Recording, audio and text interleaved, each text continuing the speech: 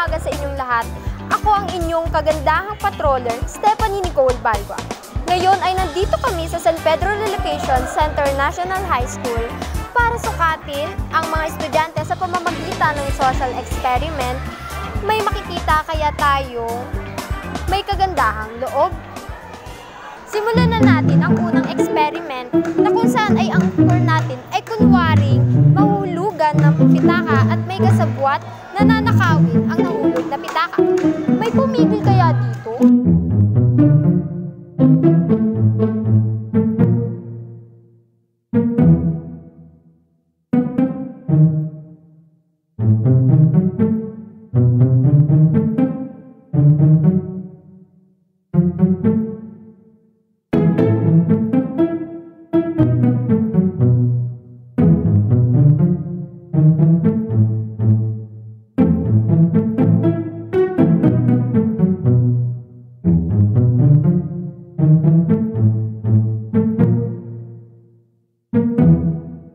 Salamat sa mga taong nagpakita ng kagandahang loob, tumako naman tayo sa pangalawang social experiment na kung saan ay aktor ay may bibilihin sa kantin at kung waring nawalan ng pera sa pitaka.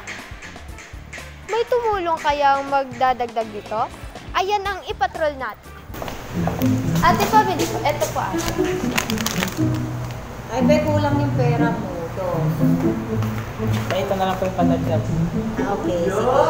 Salamat.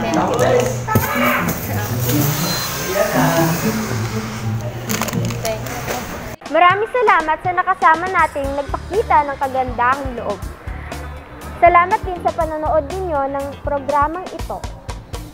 Muli ako ang inyong kagandahang patroller, Stephanie Nicole Balgua.